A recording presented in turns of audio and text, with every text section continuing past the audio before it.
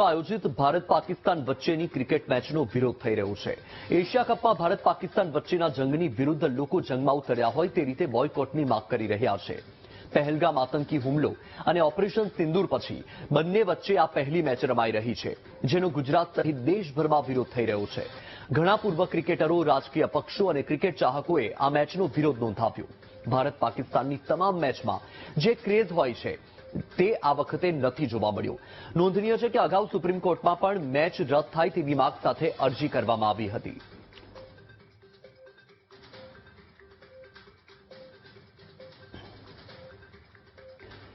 તો આ દ્રશ્ય તમે જોઈ રહ્યા છો। એક તરફ દુબઈમાં ભારત અને પાકિસ્તાનની ઓપરેશન સિંદૂર અને પહેલગામ હુમલા પછીની આ પહેલી મેચ છે અને આ મેચને લઈને ઠેર ઠેર વિરોધના સૂર પણ ઉઠી રહ્યા છે। ન માત્ર જનતા પરંતુ જે કેટલાક પૂર્વ ક્રિકેટરો રહી ચૂક્યા છે, સાથે જ જે રાજકીય લોકો છે તે પણ વિરોધ નોંધાવી રહ્યા છે।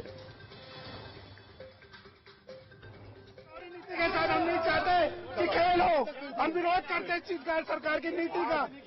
आज हमारा विरोध प्रदर्शन आतंकवादी थे जिसने हमारे बहनों के सिंदूर उजाड़ दिए थे, उनके साथ ये क्रिकेट खेल रहे हैं और वो हमारे घरों का सिंदूर उजाड़ रहे हैं और ये हम बर्दाश्त नहीं करेंगे दुश्मन देशों के साथ। बिल्कुल नहीं चलेगा।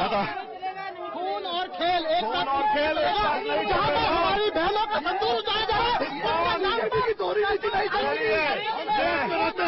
भारत एक आजाद देश है, शक्तिशाली देश है।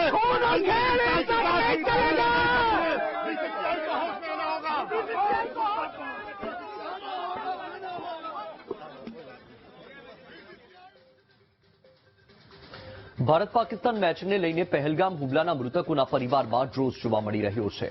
ભાવનગરના મૃતક યતીશ પરમારના પરિવારમાં બીસીસીઆઈના નિર્ણયથી નારાજગી ફેલાઈ છે।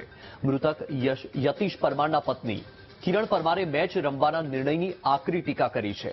તેમણે કહ્યું કે પાકિસ્તાન સાથે કોઈ પણ પ્રકારનો વ્યવહાર ન રાખવો જોઈએ। જો મેચ રમાશે તો ઓપરેશન સિંદૂરની કાર્યવાહી વ્યર્થ ગણાશે।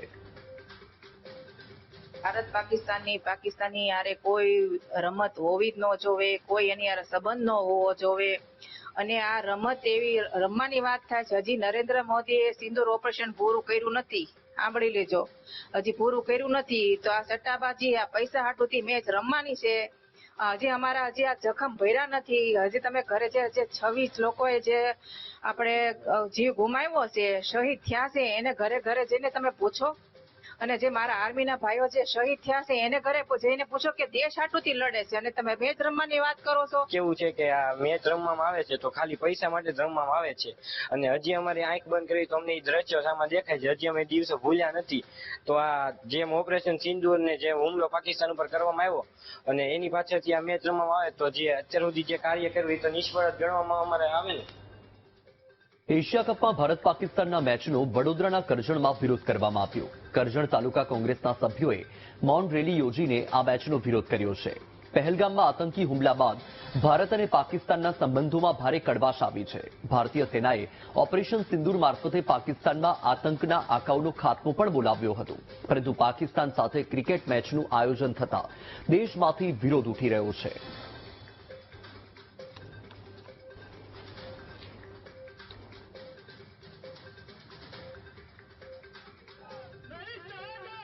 આજે રાત્રે મેચ ઇન્ડિયા અને પાકિસ્તાનની રમાઈ રહી છે, એની વિરુદ્ધની અંદર કોંગ્રેસ પાર્ટી દ્વારા આજે ઉગ્ર વિરોધ અને શાંત રેલીનું આયોજન કરવામાં આવ્યું હતું અને સરકાર સુધી મેસેજ પહોંચાડવામાં આવ્યો હતો। ખરેખર તો આજે અમારે આ કરવું જ ના જોઈએ। જો આ દેશભક્તિની વાતો કરતી સરકાર હોય તો એમને સમજવું જોઈએ કે જે નરાધમો દ્વારા અને ષડયંત્રબાદ પાકિસ્તાન દ્વારા 26 જે માસૂમ નિર્દોષ અને દેશના નાગરિકોની હત્યા થઈ હોય અને તેમાં પણ આજે મેચ એમની સાથે રમાઈ રહી હોય તો ખરેખર આ અન્યાય છે અને લોકોએ સમજવાની જરૂર છે અને સરકારે સમજવાની જરૂર છે। છત્તીસગઢના પૂર્વ મુખ્યમંત્રીએ પણ ભારત પાકિસ્તાન મેચ પર સવાલ ઉઠાવ્યા છે। છત્તીસગઢના પૂર્વ મુખ્યમંત્રી ભૂપેશ બઘેલ જૂનાગઢ પહોંચ્યા હતા। આ દરમિયાન તેમણે કહ્યું કે પાકિસ્તાનથી આતંકવાદીઓ આવીને આતંકી હુમલા કરે છે અને બીજી બાજુ પાકિસ્તાન સાથે ભારત ક્રિકેટ મેચ રમી રહ્યું છે। जो इंडिया पाकिस्तान का मैच है वो बंद नहीं करा पा रहे हैं। एक तरफ पाकिस्तान से आतंकवादी आते हैं और हमारे बहनों की मां का सिंदूर उजाड़ देते हैं। ऑपरेशन सिंदूर भी होता है और पाकिस्तान के साथ मैच भी खेल रहे हैं। क्या मजबूरी है आपकी, कौन सा दबाव है उसके साथ मैच खेल रहे हैं। વડોદરામાં પણ ભારત અને પાકિસ્તાન વચ્ચેની મેચનો વિરોધ જોવા મળ્યો. વડોદરામાં શિવસેનાના કાર્યકર્તાઓએ પાકિસ્તાનના ઝંડા સળગાવીને તેમનો રોષ વ્યક્ત કર્યો અને ભારતે પાકિસ્તાન મેચ ન રમવી જોઈએ તેવી માંગ કરી.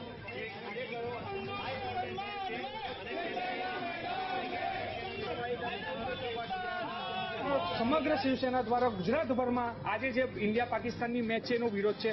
ભારતીય જનતા પાર્ટીના અમુક નેતાઓ આની સપોર્ટમાં આવે છે કે આ ઇન્ટરનેશનલ મેચ છે, આંતરરાષ્ટ્રીય ધારાધોરણો મુજબ આ મેચ રમાવી જોઈએ. ત્યારે અમારું તો સ્પષ્ટ માનવું છે કે દેશ હિતની વાત હોય, દેશની વાત હોય, દેશની અખંડતાની વાત હોય તો કોઈ પણ ધારાધોરણ દેશના ઉપર નથી કે કોઈ પાર્ટી દેશની ઉપર નથી.